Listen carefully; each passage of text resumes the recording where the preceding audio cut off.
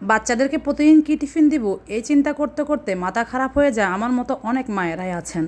এই রেসিপিটা দেখলে আপনাদের চিন্তা একটু হলেও কমবে। অন্তত সপ্তাহে 2 দিন আপনি এই নাস্তাটা বাচ্চাদেরকে দিতে পারবেন। খুব সহজ এবং অল্প খরচে অল্প সময়ের মধ্যে এত সুন্দর আর মজাদার একটা নাস্তা বানিয়ে নেওয়া যায়, যেটা বাচ্চারাও অনেক মজা করে খায় আর বাচ্চার মায়েদেরও চিন্তা অনেকটাই কমে। যেমন এই তো আমারও 2-3 দিনে চিন্তা কমে গিয়েছে। আমি একটু বেশি করে আলু সিদ্ধ করে নিয়েছি, যেহেতু আমি একটু বেশি করে বানাবো, যেন 2-3 দিন এই নাস্তাটা দিয়ে চালিয়ে দিতে পারি।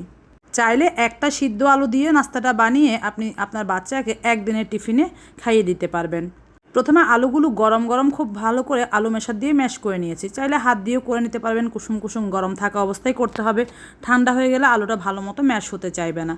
এখানে এরপরে দিয়েছি একটা টমেটো কুচি, রসুন কুচি, কাঁচামরিচ কুচি, স্বাদ অনুযায়ী দিয়েছি বেশ খানিকটা পেঁয়াজ কুচি, ধনিয়া পাতা কুচি, সামান্য একটু আদা রসুন বাটা দিয়ে প্রথমে আমি সবগুলো উপকরণ হাত দিয়ে একটু ভালো করে মাখিয়ে নিয়েছি। এরপরে দিয়েছি স্বাদ মতো লবণ, তারপরে দিয়েছি আমি হাফ চা চামচ করে করে আস্ত জিরা আর ধনিয়া একটু ক্রাশ করে নিয়েছি, সেটা দিয়েছি হাফ চামচের মতো লাল মরিচের গুঁড়া, তার চেয়েও কম হলুদের গুঁড়া, অল্প একটু জিরার গুঁড়া। এরপরে দিলাম বাইন্ডিংয়ের জন্য 1 চামচ আটা আর 2 চামচের মতো বেসন। ডালের চামচ দিয়েছি, যদি মেপে নেন তাহলে 1/4 কাপের মতো হবে আটা আর হাফ কাপের চেয়ে একটু বেশি হবে বেসন। আটাটা এখানে কমই দিতে হবে, না হলে খেতে এটা আটা আটা লাগবে, বেসনটা দিলে খেতে ভালো লাগবে। আটার পরিবর্তে চাইলে চালের গুঁড়োটা দিতে পারবেন, আমার হাতের কাছে ছিল না তাই আমি দিতে পারিনি। শুকনো উপকরণটা যখন আমি খুব ভালো করে আলুর সাথে মিশিয়ে নিয়েছি, তারপরে এটা যখন প্রয়োজন অনুসারে একটু একটু করে পানি উপর থেকে দিয়ে দিচ্ছি। খুব বেশি পানি লাগবে না, 1-2 টেবিল চামচ পানি হলে এটা খুব সুন্দর একটা ডোর মতো হয়ে যাবে। দেখেন স্মুথ একটা ডো মাখিয়ে নিয়েছি। চাইলে এই পর্যায়ে আপনি একটু তেল ইউজ করতে পারেন, আমি আর করছি না। হাতটা ভালো করে ধুয়ে নিয়ে এসেছি। হাত ধোয়ার পরে এগুলো জাস্ট আলুটা তো সেট হয়েছিল, এটাকে হাত দিয়ে আমার পছন্দ মতো কাটলেটের শেপ করে বানিয়ে নিচ্ছি। আপনি চাইলে গোল গোল শেপও বানাতে পারেন, ফিঙ্গারের মতো করেও বানাতে পারেন, আপনার যেভাবে ভালো লাগে। আমার কাছে এভাবে ভালো লাগছে তাই আমি এমনই বানিয়ে নিয়েছি। দেখেন আমার অনেকগুলো হয়েছে আলু দিয়ে, আমি একটু বড় বড় করে বানিয়েছি যেন 1টা বা 2টা খেলে বাচ্চাদের পেট ভরে যায়। তারপরে আমি অর্ধেকটা ফ্রিজে রেখে দিব ফ্রোজেন হওয়ার জন্য, বাকি যে কয়টা আমার এখন লাগবে সেই কয়টা আপনাদেরকে ভেজে দেখাচ্ছি।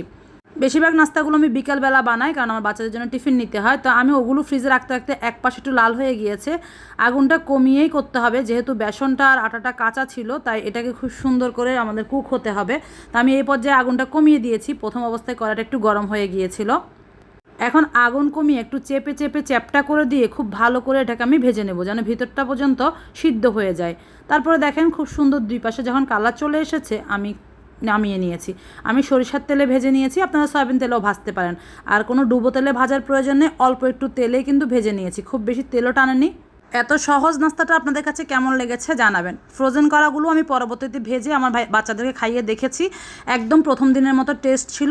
তাই আমি ভিডিওটা 3-4 দিন পরে শেয়ার করছি, যেন ফ্রোজেনগুলোর কথাও আপনাদের সাথে শেয়ার করতে পারি।